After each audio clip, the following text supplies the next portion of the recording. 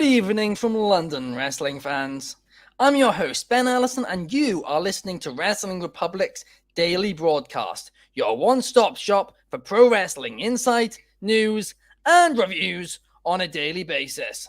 Tonight on SmackDown, we will find out who will be facing Seth Rollins at Night of Champions to be crowned the inaugural World Heavyweight Champion, as well as finding out who will be walking into Night of Champions as the WWE Women's Tag Team Champions. But joining me to talk about all of this and more, firstly, the co-host of the podcast, Clark Taylor. How are you today, Clark? I'm doing well. I'm stoked. It's Friday, May 12th, not the 13th. We were one away from Friday the 13th. That's sketchy, guys. Could have dodged a bullet there. Yeah. It is the 12th. I'm stoked to be here on a Friday. Happy Friday, everyone. And it's SmackDown Friday, too. We got lots to cover. I'm in a good place right now, for sure. It's a stacked show and a stacked SmackDown tonight. But also joining us to discuss it all, the head of reviewing here at Wrestling Republic, Coby Galenzoski. How are you, Coby? Doing pretty good. I'm back from my 5-day streaks that are always going to occur. I guess last time it wasn't because I was not on Tuesday, but at the end of the day, I'm back. We got what could very well be one of the top SmackDowns of the year, and I'm just ready to talk about it with my two guys, not three. We don't have absolutely. Yeah, I was gonna say, did you just make me do math in the first 5 minutes of the show, Coby? Jeez Louise. I'm kidding. It's always good to see you. But talking about maths, I mean, it's not that Speaking was the of worst math, transition ever. Not mathematics. Maths. Well, there was a triple threat tonight on SmackDown. Well, there's two. So you're going to have to count three guys in the ring, unfortunately, Clark. But yes, the first triple threat match, or there'll be two triple threat matches. The winner will face each other in the main event, with the winner of that facing Seth Rollins at Night of Champions to become the inaugural World Heavyweight Champion. And the first triple threat match on SmackDown tonight will be AJ Styles versus Rey Mysterio versus Edge. And boy, oh boy, is this a dream match. Truly, honestly, these are three of my favorites. I've said it before. Rey Mysterio was the one to get me into wrestling. But when I started watching wrestling, Edge and HBK were the two guys who I loved. And then when I got back into wrestling in 2015, a guy in New Japan Pro Wrestling called AJ Styles caught my attention, and he soon after that, in early 2016, debuted in WWE. And wow, I fanboyed out at that. And AJ Styles, from about 2016 to about 2018, 2019, was my favorite wrestler on the planet. So, and these are three guys in this match who have all been my favorite wrestler at some point in my lifetime. And I'm so, so excited to see them go at it on SmackDown tonight. It is the definition of a dream match. I'm so excited to see it. AJ Styles, I mean, truthfully, I don't think I'd have him win this match for one reason. And that reason links into the article which I wrote on WrestlingRepublic.com earlier today. If you haven't seen it, go check it out, where I talk about 5 possible SummerSlam opponents for Roman Reigns. However, those 5 SummerSlam opponents could be at any time of the year, realistically. And yeah, I just love to see a Styles versus Roman Reigns feud sometime this year, because Styles hasn't faced Reigns since 2016 in singles action, which is crazy to me. Their paths just haven't intertwined at all. It's crazy. But I think them going at it again would be fantastic. Of course, Reigns is running out of opponents because his reign's been so long. So I think Styles would be a phenomenal feud. The Bloodline, the OC. So yeah, I wouldn't have Styles win this match just so, and I wouldn't have him take the pin either, just so he doesn't have to lose to the World Heavyweight Champion. And then when he goes on to face a Roman Reigns later in the year, then there's the entire thing of, well, he lost to the other champion, blah, blah, blah. So I just avoid that, not have him win. The person who I would have win is Edge.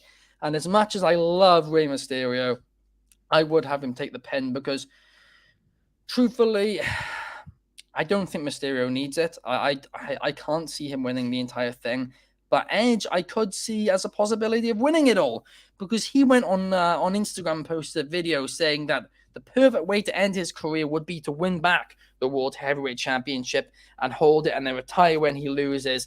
And yeah, that is a great story to be told. And I would like to see that. So for this first triple threat match, I'd have Edge pinning Rey Mysterio to get the victory. But on paper, this is a dream match. What do you think, Clark? And what's your prediction? It blows me away on paper, like you said. I mean, you're talking about two key cogs in the SmackDown 6. Two of the biggest members of the SmackDown 6, the ones that are still on the roster, right? And then on the other side, you have the face that runs the place. The amount of SmackDown history in this match, unless you added The Rock and made it a fatal 4-way, it's hard to stack one more than this. As far as the booking side is concerned, to your point, I have a hard time kind of with, to me, it's got to be Styles or Edge. I don't think Rey needs it. I don't think it makes sense for Rey to win this one, but I don't know about going all the way for either one. If Styles is going to turn heel, maybe cheat Edge and Rey out of this one somehow, and the OC is willing to turn heel to face a Seth Rollins babyface, I don't necessarily have a problem with that. But it's another. They're running out of baby faces for Roman to feed to Roman. I agree, but I also think coming out of the rivalry with Seth, yeah, if you were to do that, it's an easy flip back. Not to keep flip flopping people, but AJ can do both. It's big. The OC can do both. I think that's not a terrible option because I also think Edge versus Seth with Edge challenging, maybe if Seth were to turn heel, would make more sense than babyface on babyface crime in the finals of the World Heavyweight Title tournament, right? Yeah, the WWE World Heavyweight. That's where I run into trouble here. And then the other triple threat match, which I know we'll get to. Yeah, we'll get into that. I don't know who we'll see in the main event. So, it's hard to project which of these three makes the most sense to go all the way, let alone over in this one. Yeah. And if I have to pick, it's either Styles or Edge, but there's got to be some storytelling. But which one are you going to go for? One name. I'm going to take AJ. Oh, okay. Oh, an interesting one. What about you then, Coby? What's your prediction for this triple threat, the first triple threat? I think it's hard to say that. I mean, Rey's not the one that's going to win this. It's not hard. It's not hard at the end of the day. There are two names that kind of really are top stars, and we have Styles and Edge. Rey isn't the top star at the top of the card. He's still a legend. He's a Hall of Famer, and he deserves all the credit for his career. At the end of the day, there's two positions where Seth has history with both of them. Well, he has history with all three of them, to be fair. Eye for an eye with Rey. AJ Styles in 2019 when Seth first won the title, and they had that banger match at Money in the Bank. And then we have Edge, which they had one of the key rivalries that kind of pushed. Well, it was one of the hottest rivalries when WWE first got their crowds back. Yeah. And it was where they never delivered. They never failed to deliver. Yeah. At the end of the day, they even delivered in Saudi Arabia. Do we get Seth and Edge in Saudi Arabia too? Maybe. At the end of the day, if I have to say something, I do think Edge goes over because Styles is in that position where he's a future opponent for Roman. And I think it almost makes more sense because we can get Seth and Styles down the road in the next few years anyway. Edge, as much as he's going to, which we don't really know with Edge. We don't know if he signed a new contract. We know he's basically saying this year is when he wants to retire because he wants to come back to Toronto and retire in Toronto, not at SummerSlam, which we know is in Detroit. We don't know the direction for Edge. And at the end of the day, I'm interested, but I want to see more from Edge. From last year, we essentially saw an 8-month rivalry with him and Finn Balor. As much as that didn't do much for Finn, because at the end of the day, Edge beat him. I don't know what else to say. Edge is in the position of where he's that part-timer that nobody wants to see leave. So I think it almost is better for him to be in this position to face Seth. And if he does get the win, I'm not going to be mad. Yeah, no, absolutely. He is somebody who well and truly could win this and could win this the entire thing and have one final run with a World Heavyweight Championship. And I remember as a child watching him with that title. It was such an iconic look. He suited it well. As he suited the spinner belt well as well, to be fair. I think Edge has suited every championship he's held well. But let's now talk about the second triple threat match, which is Bobby Lashley versus Austin Theory versus Sheamus. And this is an interesting one because, again, I'll link back to the article I wrote earlier on WrestlingRepublic.com earlier today. Bobby Lashley is somebody who could be a big pay-per-view feud for Roman Reigns. They haven't, well, they crossed paths once in that triple threat match with Big E on Raw during Roman Reigns' title reign, but it wasn't a title match and it wasn't one-on-one. So the fact that Bobby Lashley killed it on Raw while Roman Reigns has been holding the Universal Championship, the two just haven't crossed paths really, and I think that is a big money feud at a big money event. So for that reason, even though I think he 100% deserves a World Championship, I don't think Bobby Lashley should win this one. It's the same reason I don't think Stars should. So I think Stars and Lashley, put them to one side, save for Roman, because those are big money feuds. Now, Austin Theory. Well, I do like the idea. I do, of perhaps an Austin Theory versus Edge match. To finish the show, because perhaps Theory could screw Edge, and then if Rollins beats Theory, then they could carry on the Edge versus Theory feud to the United States Championship. Perhaps an Edge gets a US title run. Maybe that's the title he finishes his career with.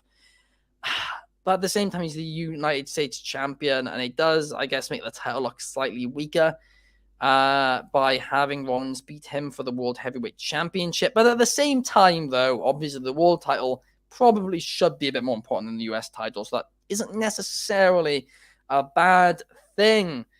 But I think it's going to be Sheamus who wins this triple threat match. I do. Sheamus makes a lot of sense to me because, well, very simply because, one, he deserves the opportunity, but secondly, because Lashley doesn't make sense to me, and neither does Theory, so I think he's the only logical one in my eyes if you are going to protect Lashley, and I think I'd have Sheamus pinning Theory, and that's the important part here.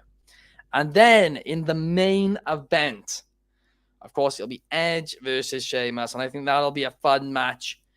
But I think Edge will beat Sheamus in the end. And yes, at Night of Champions, it's a throwback to, I can't remember, I think it was Hell in a Cell. It wasn't Hell in a Cell. I think it was Crown Jewel in Saudi Arabia, where they did the Hell in a Cell match between Seth and Edge.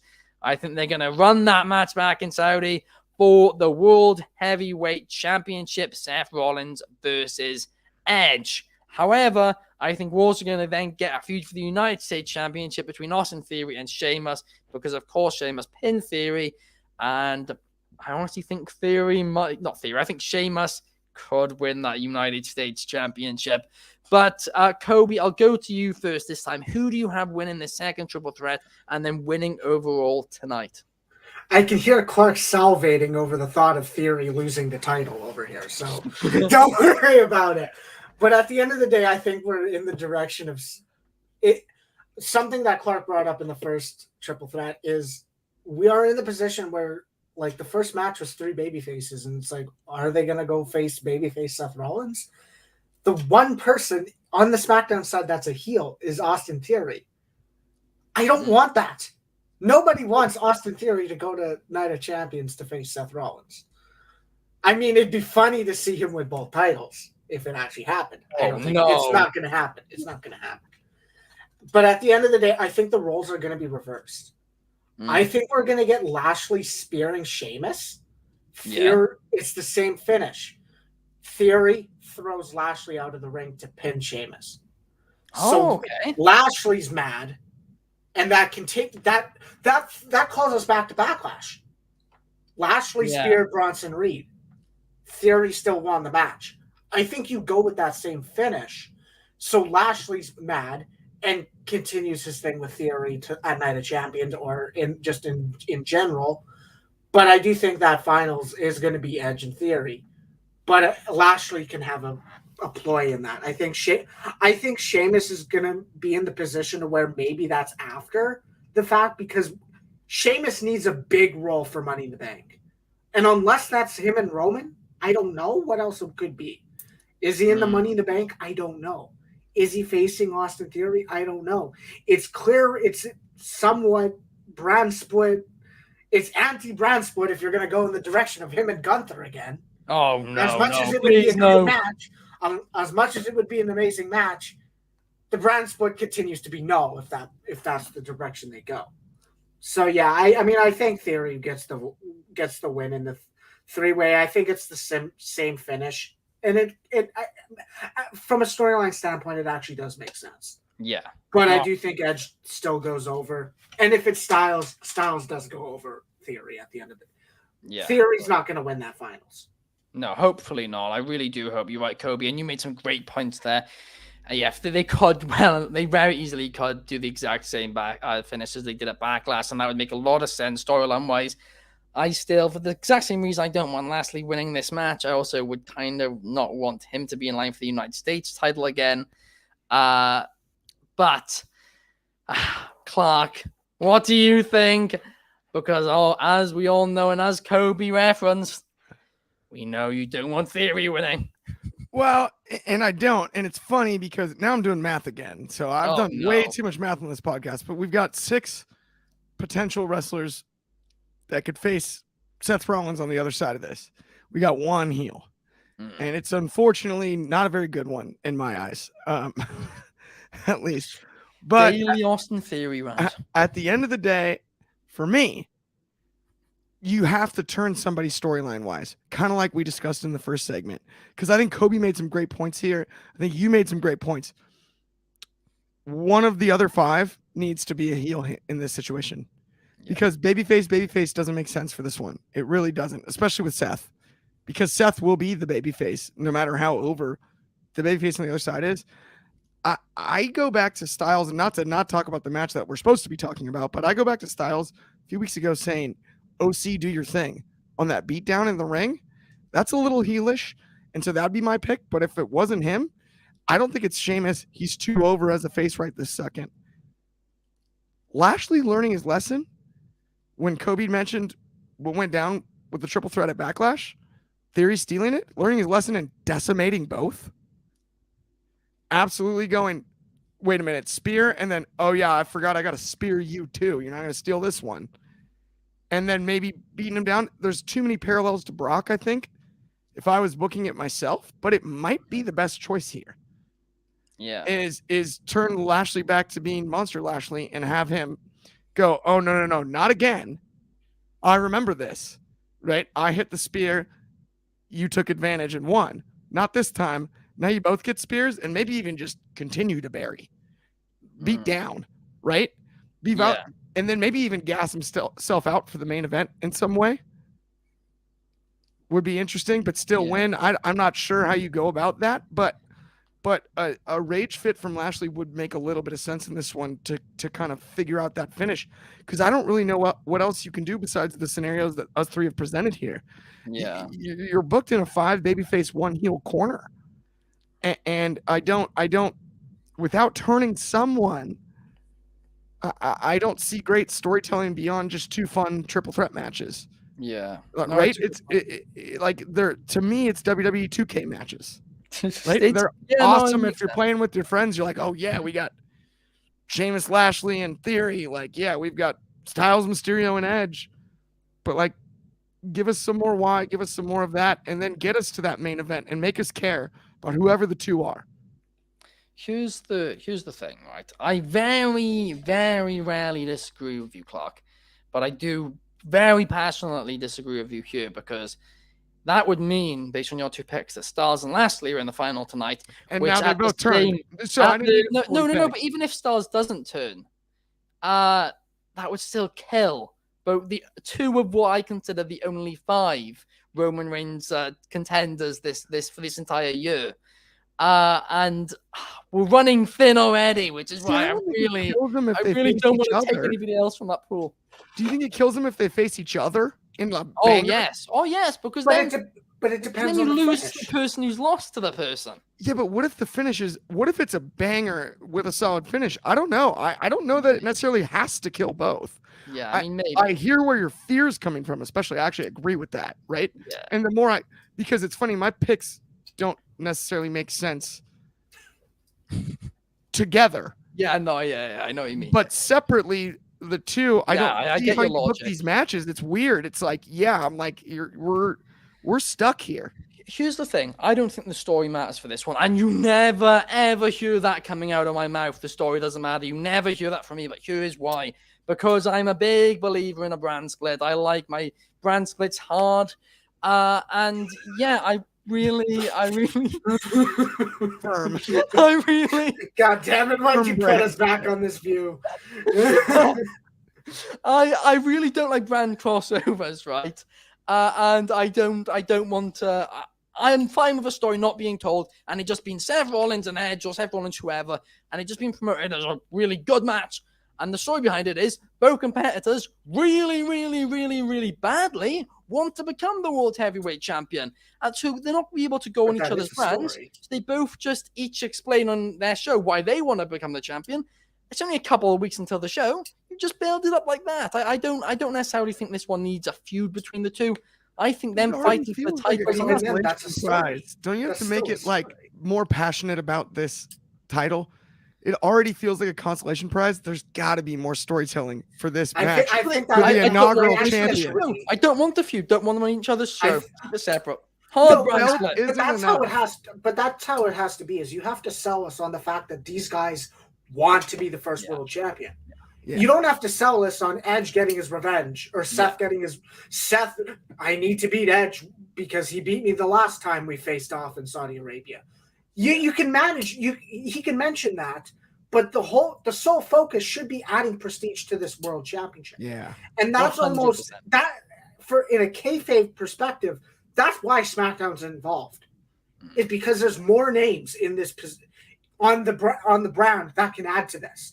AJ, like we said, AJ, Ray, and Edge is a dream match, and the fact that they're wrestling in a tournament for the World Championship. Well, and to your point, Kobe, like me and Ben discussed it earlier in the week, there's not enough main event guys on the Raw side. No.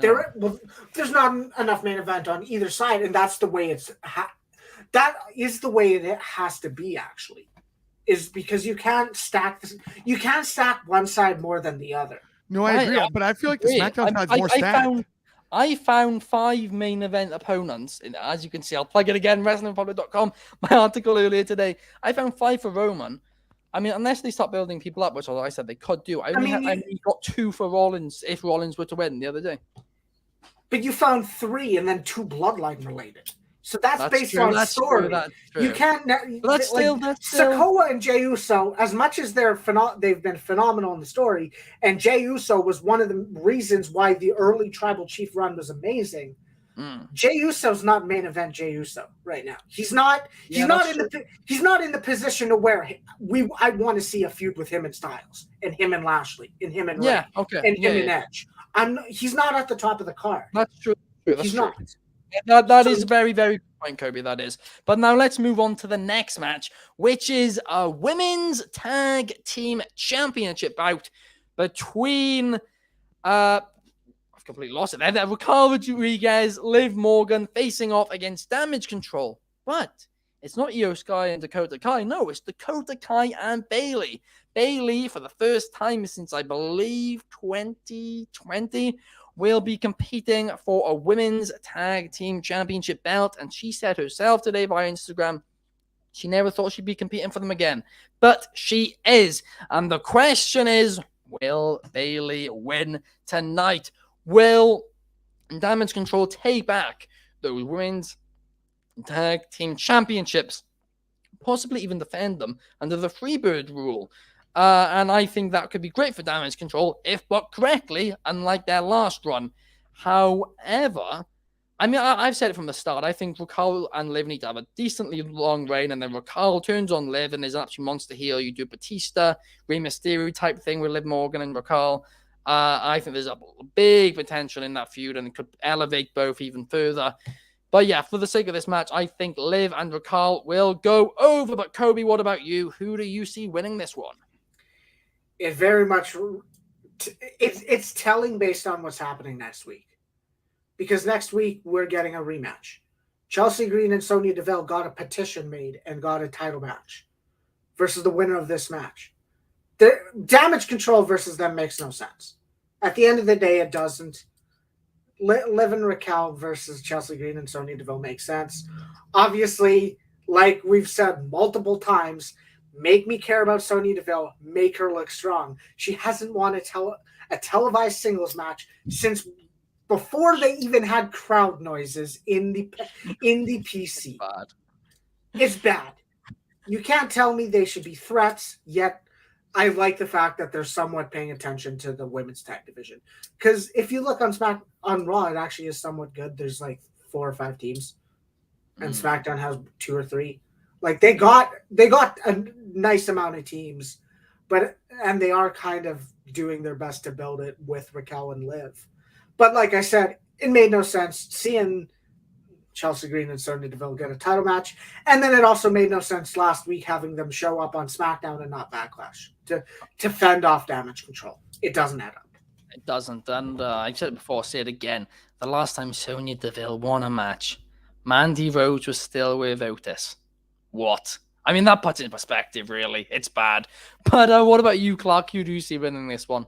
Oh, it has to be Liv and Raquel. Unfortunately, you know how much I love Bayley and don't love Damage Control, but like, what are we doing here? And at the end of the day, Bayley, we know how close she is with Mercedes Moné, Sasha Banks. She's not going to go win the women's tag belts the way that all went down right now. There would be too much controversial social media stuff about like, oh wait, Bayley carrying the belts. And I like the idea of the Freebird rule, but let's stop it. And they need to break up and let Bayley run wild and be Bayley again, because she's, I think, the most talented mic worker in the women's division on the WWE side, and arguably the best in-ring storyteller and the most versatile piece you have in the entire women's division. The fact that she's been out of the main event picture leading a group that's never been explained. I'm done with it. I'm sick of it. I hope this is a really exciting match. I like all 4 women that are in it. And then I hope eventually they all go their separate ways and we get what we deserve given their level of talent. That would be my biggest thing. Yeah, I mean, listen, I think we all agree then that Liv Morgan and Raquel will get the victory. Oh, my camera's messed up there for the viewers over on YouTube. But yeah, at the end of the day, I do agree with both of you. I think Liv and Raquel will get the victory. But in a different situation, I would have liked Bayley to be involved, or Damage Control as a whole, to defend the titles under the Freebird rule. It would have been fun. It would have made them look good. But it's just not happened, unfortunately. But something that will be happening tonight on SmackDown is the debut of Cameron Grimes, as he will be taking on Baron Corbin. And we've been waiting now for a long, long time to see the debut of Cameron Grimes on the main roster, and it's finally happening. He's somebody who I believe has huge, huge potential, not just in ring, but also as a star, as a sports entertainer, if you want to say that. He really does have that talent. He has good luck, a unique luck, and he's only 29 years old too, right? Which is, I mean, he almost looks slightly older, but he is the perfect age, in my opinion, to be called up to the main roster. So I think, and yes, I'm bringing the age thing back again, but it matters when you're making stars, and Cameron Grimes could become a star. So I'm excited for this one today. I'm excited to see what him and Corbin do. Could be a good, fun little feud. But what about you, Clark? What is your thoughts on this? I love Cameron Grimes, and I even like Corbin. Given the happy Corbin gimmick, the money gimmick that Cameron's worked, they got to do something related to that. I mean, Cameron, I could see getting one over. Oh no, I think we got a technical issue here with Clark. Rare technical issue on Clark's end. But yeah, I mean, Cameron Grimes making his main roster debut finally. Feels like he's been around for ages now as well. But Coby, what is your thoughts on this? And of course, you covered NXT for the most part while Cameron Grimes was down there. I mean, what's your thoughts on his call up? Are you excited to see it? I think it's outside, like in the closer to the part of the end of his championship, not his championship reign, his career of being a part of NXT.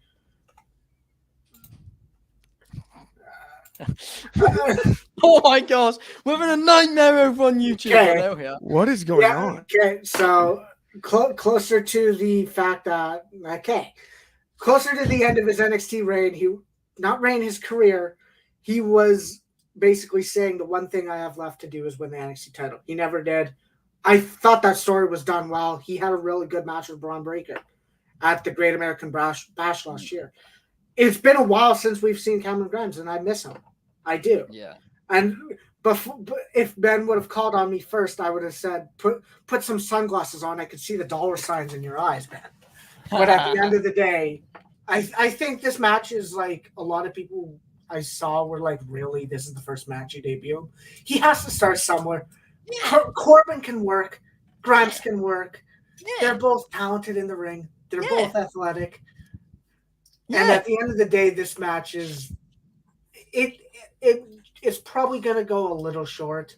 I think Grimes does go over to get the win because the direction is they're probably going to go more into like Corbin still can't win a match, and then he might go further into might go back to bum-ass Corbin. I'd like to see that.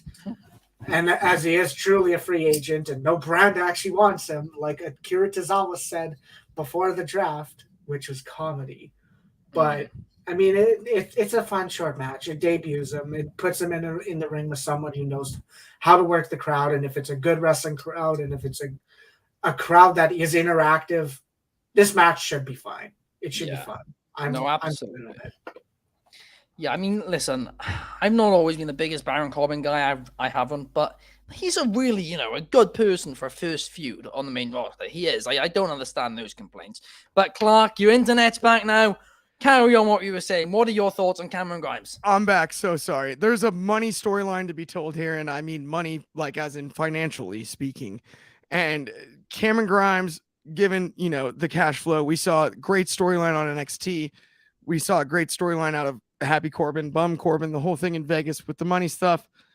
Cameron getting one over on him would be hilarious. Lean into that. I think that's some of Grimes' best work. But at the end of the day, also his talent level is so high.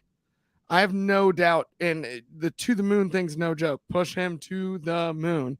Huge Cameron Grimes fan, and I've got him going over tonight for sure, and then continuing to go over on Corbin as he builds himself. And I would really, really, really enjoy that if that's the direction they go. Yeah. I mean, it could well be. We could see the debut of a big star in WWE today in Cameron Grimes, and I really hope that is the case. But yeah, I mean, now moving on to something else, which is going to be on SmackDown tonight. And this is big. Roman Reigns is coming back to SmackDown. He is returning to WWE for the first time since the Raw after WrestleMania, where, of course, Lesnar took out Cody Rhodes. And what will Roman Reigns have to say? Now, of course, over the last few weeks, clearly Roman Reigns hasn't been happy with the Usos. And he gave Solo a phone call saying, tonight's your night. What does that mean? Well, Solo went out to the ring as the Usos were facing Sami Zayn and Kevin Owens, and Riddle took him out. And then, of course, from there, we went on to Backlash, where we had that awesome 6-man tag team match. But Solo Sikoa went to take out Jay, and it was not an accident because he held Jay there. He held him. He was considering it. The Samoan spike, he was getting it ready. And he couldn't do it. He couldn't. So what will happen on SmackDown tonight? Will he maybe turn on Solo Sikoa for not following orders? Will he get Solo to take out the Usos again? And maybe Solo will refuse. Who knows? There's a lot of things they can do, but we've already spoken about this on the show a few times now, about this Bloodline storyline. It's kind of been slowing down recently. And they need to keep us interested. They need to. And tonight, I really hope it does slightly speed it up and put another twist in the tale. I really could see perhaps a turn tonight. Maybe it'll even be Roman suddenly not happy with Solo because of it, and then Jay takes out Roman or something. Maybe that could be a huge shock. I doubt it, because I don't think this will be the main event, so I don't think we're going to see anything as blatantly obvious as that, but perhaps that's what we're building to, because I know he's touched upon it earlier, but the more I do think about it, right, I think we need to see another match with Jey Uso in this run. I do. I truly do. I don't know whether or not he will take the title. Probably should be Cody. But I think we need to see one more match with Roman and Jay. But I think that's probably where they're heading to. I'm going to have to wait out. And wait to find out. And listen, I don't really mind what happens tonight, but just give us something. Give us some more storyline progression.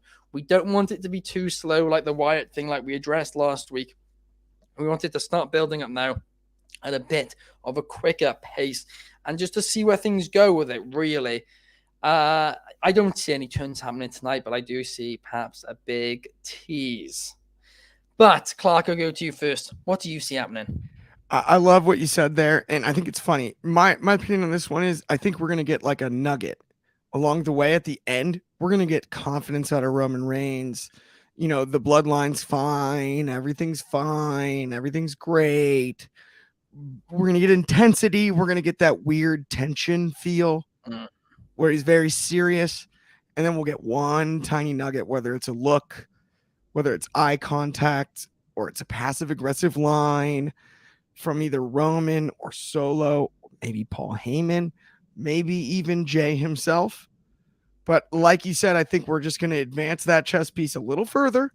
I don't think it'll be too slow, because I don't think it's going to be a small nugget. I think it'll be something that we're going to need answered later, maybe at the end of the segment.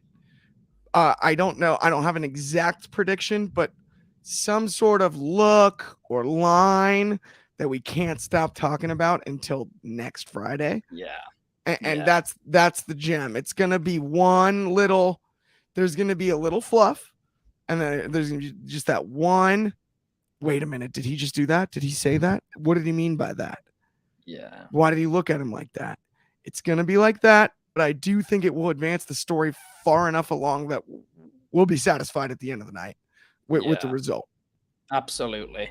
And I mean, at the end of the day, from the Usos' perspective, if I personally was Jey Uso right now, I wouldn't be happy with Roman Reigns. I mean, you basically know for almost certain that that he told Solo to take you out. Like, come on, things can't be all happy after that. Like, if I was Jey Uso, I'd be like, we've got to turn on him before he turns on you at this point. But perhaps in kayfabe, Jimmy has talked him down over the week. So perhaps what you do in the segment is you have them all come out together, Roman's talking, and the entire segment, maybe you just have Jay with his head tilted, just staring at Roman, just completely seriously behind Roman, like ready to perhaps, do something, just keeping his eye on him at all times. I like that. And then perhaps Roman's line should be a dig at Solo or something, but not following orders, something like that. And you can just slowly see the bloodline maybe turning. I know a lot of people on social media want perhaps Solo to stay with Roman after. And I do agree that maybe Roman and Solo versus the Usos in itself would be a pay-per-view worthy match. But at the end of the day, Solo didn't follow orders. And he couldn't take out Jey Uso if those were the orders. Seems like it. Kobe, what's your thoughts on this one? What do you think Roman Reigns will have to say? I think the biggest tidbit of how we can kind of perceive and predict what's going to happen is, remember, the week before, it was either the week or the second week before, that they announced the WrestleMania rematch for SmackDown. And Heyman saying the tribal chief is getting tired of you, and Paul Heyman's looking at the Usos. Yeah. Roman's tired of the Usos. We said this in Backlash. Something needed to happen to get us excited for Roman's return. And at the end of the day, something's there. We are getting something in our veins, and the lifeblood is getting back into this storyline, because it was very repetitive since WrestleMania. Now it's like, okay, we have something now.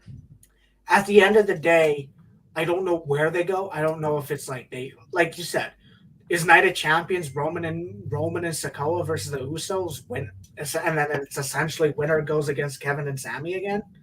because that would be the direction they go.